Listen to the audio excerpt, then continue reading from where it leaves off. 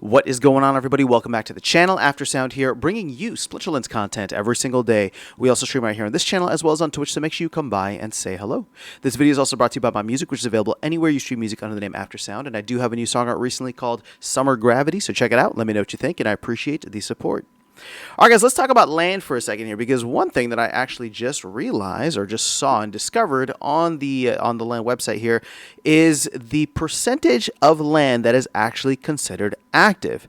Now, a little bit of a preface here and why this is so surprising to me is when we were looking at Splinter cards, and again, I know the data on Splinter cards recently is no longer being updated, but even when it was considered being updated, I don't know if all of the DEC was flowing into, like, all the DEC metrics were flowing in properly, right? Because it was always at like just under 1.5 billion, and it like never changed. Even though I'm sure people were staking and unstaking DEC, it just never changed. So maybe it was broken, and maybe I just had the wrong thing in mind from the get-go. But that being said, that 1.5 billion DEC is roughly 20% if all of land was to be utilized. And so I always had that roughly in my head. But looking here at Beaker's website, right, it shows 32.1%. And this is percentage of active land based on production points, not on DEC. So what I find interesting about this is a significantly higher amount, and when you consider the fact that, this is essentially like 1/3, we're already looking at 1/3 of land being active. So again, that's higher than I was expecting, and what are the implications of this? My mind immediately went to the other areas in which the team has been focusing on getting, getting traction, getting utility for cards. And there's two specifically, right? So obviously we've had survival mode for half the year now, or I think came out in February, so a little bit more than half the year. And the upcoming Cinder program for land, and again, we only got a little tease of that. I don't know when that's going to happen, if it's going to be this year or next year, but that is going to be something that will burn older cards, which is fantastic. So before I get further into each of those, what my mind, I guess what I was also thinking about with this is the fact that land kind of, as well-intentioned as it was by Matt, and I'm not trying to throw shade here, I'm just saying, as well-intentioned as it was, is not going to accomplish its goal of being the card graveyard, right, that we were hoping it would be. And maybe that's why the team has been pivoting so, heavily into something like, or into the other game modes like survival, as well as this Cinder thing to burn a lot of the upcoming cards, or to burn cards for the upcoming new land cards. And the reason that I'm like kind of harping on this a little bit is because of the fact that it's just like, well, you think about Chaos Legion, and there's still like, I want to do a separate video on this, but it's like there's still like 1.7 million packs left unopened, right? So there's a ton of cards that have yet to even come into existence, and we're already 1/3 of the way towards land.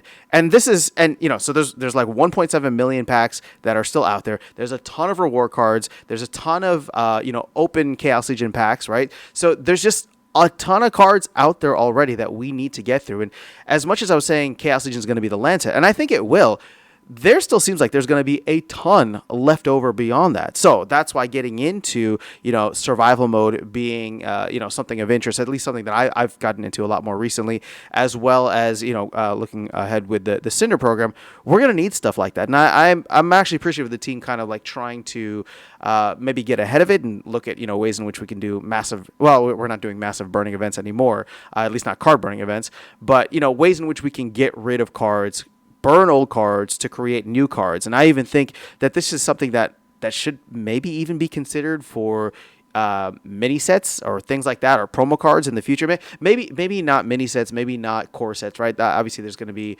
elements of that either the team wants to control fully, but maybe promo cards in the future would be a cool way, right? Like we got the voucher promo cards already. I know we don't want to flood too much into the game with cards, obviously, but at the same time, when I look at this, I'm just like, and I understand Matt designed land as something well before the Chaos Legion, kind of oversupply happened. And, so much of that was driven by bot activity. So much of that was driven by, these expectations that the bull run was going to last forever. And we actually had 1 million players in the game, right? I think we had a point where there was like 1 million accounts that had signed up back in 2021.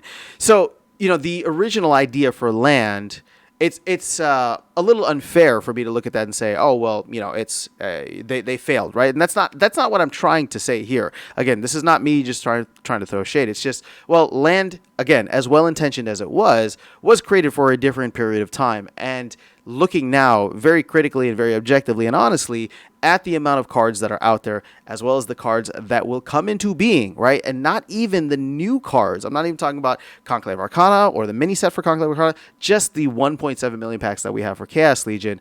It's like, okay, yeah, we do really need to not necessarily pivot away from land. Obviously, land, I think, should still get a lot of focus. And my hope is that, what land is going to end up doing eventually is soak up all of the high production cards, meaning, the legendaries, the gold foils, right? Maybe even black foils in the future, but at least for right now, it should soak up all of those cards.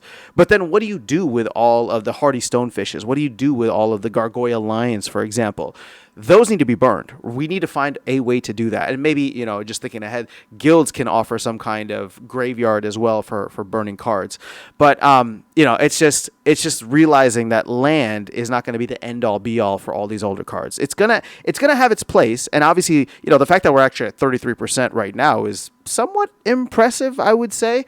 Just all things considered. Obviously, there's still a long way to go, but even once we get there, people will be trying to optimize their production and all of that. And so, again, I'm just kind of like seeing it at 30, almost 1/3 or 32%, kind of put my mind in a completely different space when thinking about land in relation to the card market and the card economy. And so it's like, okay, well, yeah, I see the need, not just like because we want cool stuff and we want to burn cards, but it's like, no, land is just not going to do it. Land by itself is just not going to do it. So, we'll see how the rest of it goes. I'm very excited to see what happens with survival mode when that gets relaunched.